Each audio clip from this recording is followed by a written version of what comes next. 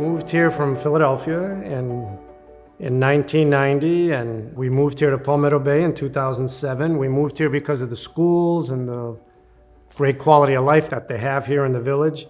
And then I decided to run for office in 2010, so very happy to be here. What I love about Palmetto Bay is the small town setting that we have amidst a large urban area. The bay that we have, all our tree canopy, the bigger yards that most of us are fortunate to have.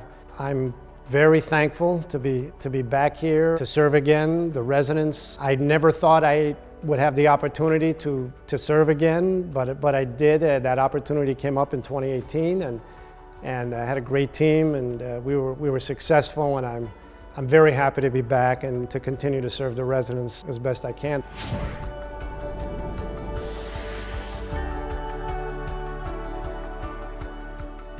If there's one thing we've seen in this country, when there's a lack of that, it's not good. So the one thing I do see in Palmetto Bay, and I saw it when we came here, when I ran for office the first time, is the fact that we have a very engaged electorate and a very engaged community. And all of this input helps not myself, but the mayor, the vice mayor, and the council, and I think even staff make better decisions with the residents in mind. My role on council is that of the pragmatist. I'm up there to get things done. I see what has to be done, and I want to do it in conjunction with my colleagues, obviously, and then applied through staff. But I think that's, in one word, that's my role up there, and that's what I like to do.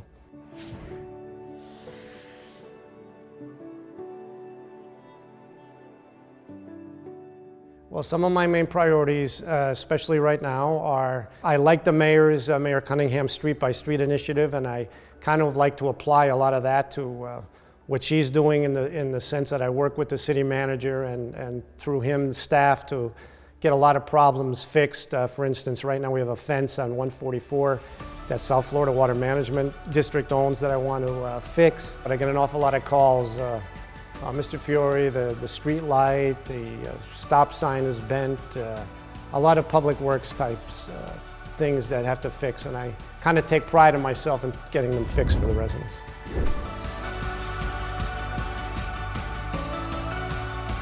The downtown urban village was a term that I didn't even hear until during the election. It is important, but it's also important to protect the residents that currently still live here. I would want to see a larger commercial base here to help our own tax base, because most of our tax base is 90% residential.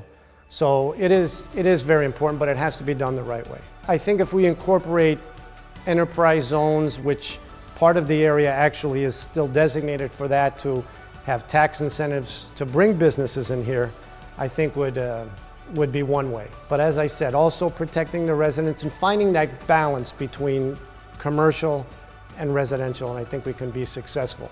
To the business community, I can say this. I know that we did pass a resolution that I'm very proud of, which is a facade improvement program where small business owners, kind of based on the mom and pop business grants that the county has, can apply for up to $2,500 matching grant from the city to improve their facades, and that could be anything from landscaping to signage.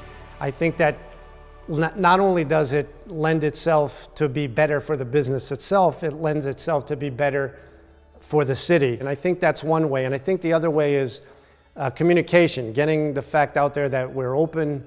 We'd like to see businesses relocate here and have them work with our staff on an incentive-based program to get them here.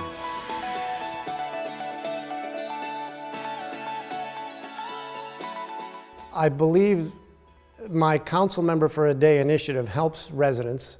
It's something that I started in 2010, 2011 actually, when I first got elected. And since my whole reason for being here is resident driven, it gives any resident on the last Saturday of the month the opportunity to tell me what issues they have, to actually go out in the city, to show them what I've done, to show them different areas of concern, neglect, traffic, public works. And I think it's a good one-on-one from what I like to do, and that's the way I campaigned also, to get the residents more involved. Not only in what I do, but what the council does.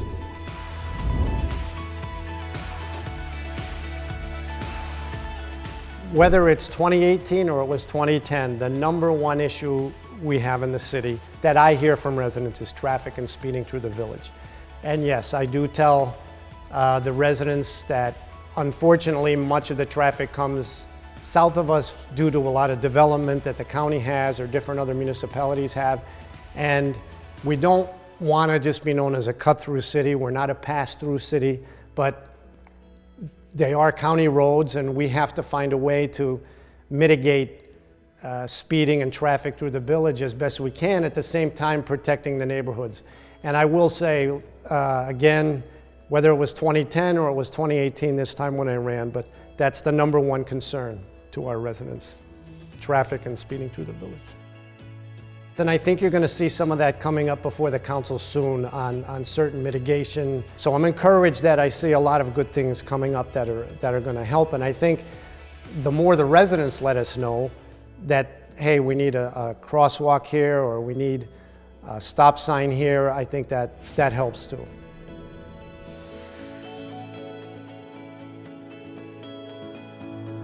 Yes, because I'm proud of myself that I never voted to raise taxes. I don't think we ever have to. You never say ever, but I don't want to, and I don't believe we do. And when I left office in 2014, we had a very healthy reserve fund, and I'm glad to see that was carried forward by subsequent councils. In the next 5 years, I'd like to see, as we talked about earlier, our commercial downtown area, as we stated, be reinvigorated. I want to see some more of that. I believe that there's items coming forward that's going to help that. But at the same time, I want to continue Palmetto Bay to be the outstanding bedroom community that it is, that people still want to come here. We don't have a lot of developmental land, but I see turnover and new residents coming into the city, and they're coming here for the same reasons I came 12 years ago, for great schools and safety and a fiscally sound municipality. It's a small town setting in a big urban atmosphere, and that's what I like.